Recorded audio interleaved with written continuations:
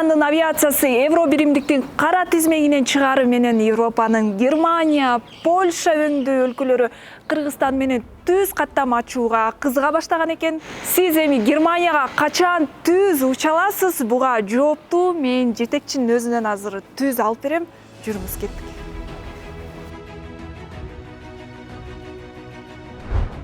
Баса Жарандык авиация мамлекеттик агенттигинин директору Данияр Бостонов Брюссельдеги акыркы жолугушуулардан жаңы эле учуп келди.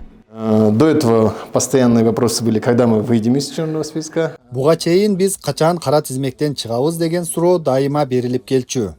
Азыр болсо евро биримдиктин кайсы өлкөсүнө качан түз уча алабыз деген суроо бериле баштады. Брюссельде Германиянын транспорт министрлигинин өкүлдөрү менен жолугушуу болуп өттү.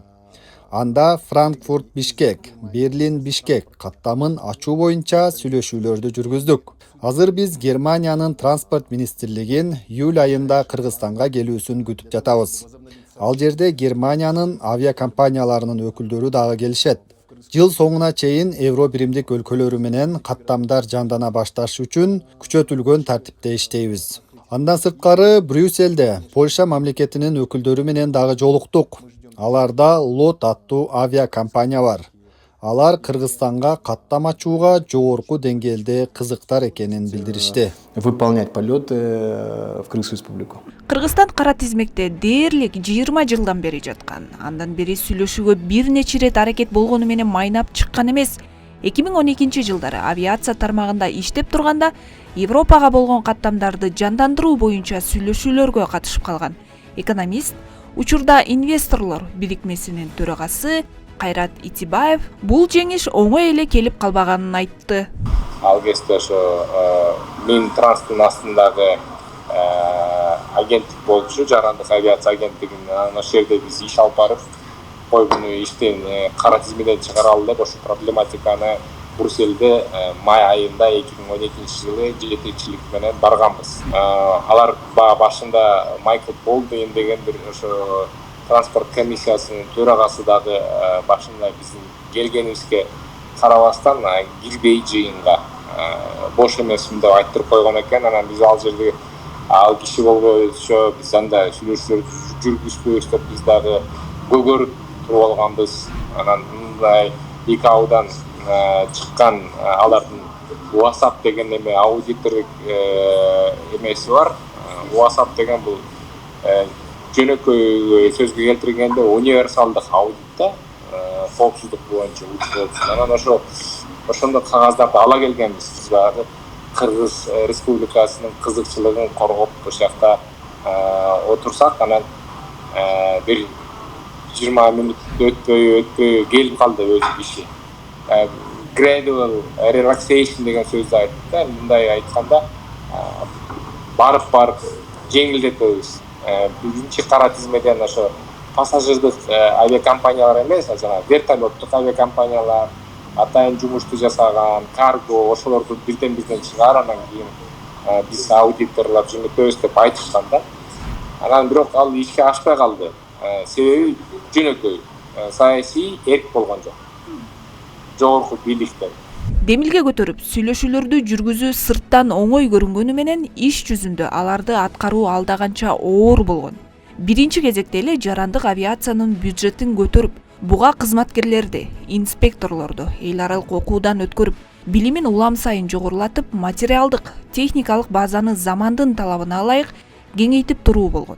2023-жылы жарандык авиация мамлекеттик агенттиктин бюджети 62 миллион сомду түзсө, быйыл тагыраагы 3 жылдын ичинде бул көлөм 200 миллион сомго жогорулаган. Как мне тогда, в 23 году, заверили. Мага 2023-жылы европалыктар бул эч кандай саясий маселеге кирбээрин, бул бир гана техникалык маселе болгонун айтышкан.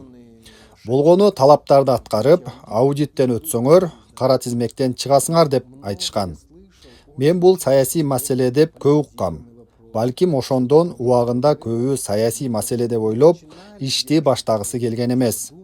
Бирок азыр биз көрүп тургандай кара тизмектен чыктык. Бул жерде эч кандай саясаттын болбогонун ишендирип кете алам. Мунун баары жарандык авиациянын адистерине тийиштүү гана иш болгон. Специалистов в области гражданской авиации. Учактын бир канаты авиация болсо, бир канаты туризм деп айтылгандай, Европа менен түз каттамдардын ачылышы туризмдин мындан аркы өнүгүшүнө негизги фундамент болуп калды.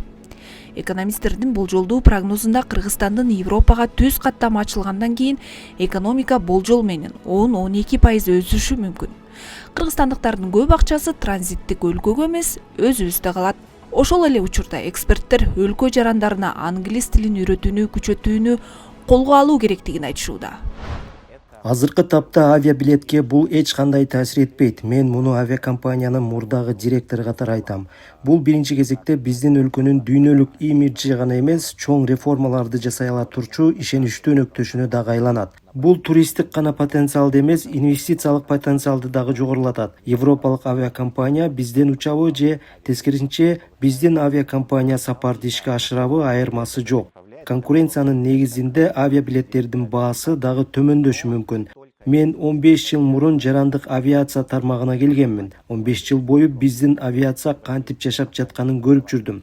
Чынын айтканда, ошол учурда көп адамдарга керек болсо, авиаторлорго, ошол кездеги атка минерлерге баары бир болчу. Бул тармак кандай болсо ошол бойдон кала берген.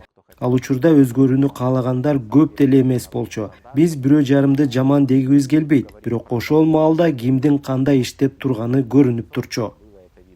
Эми кыргыз авиациясынын жоопкерчилиги 2 эсеге жогорулат. Жарым жыл сайын евро биримдиктин атайын текшерүүсүнөн өтүп турушмакчы. Андан сырткары коопсуздукту жогорку деңгээлде сактап туруу үчүн инспекторлорду тынымсыз окутуп туруу негизги талаптардын бири бойдон калды. Эми Кыргызстандын өзүнө болгон ишеними эл аралык деңгээлде дагы бир тепкичке жогорулады.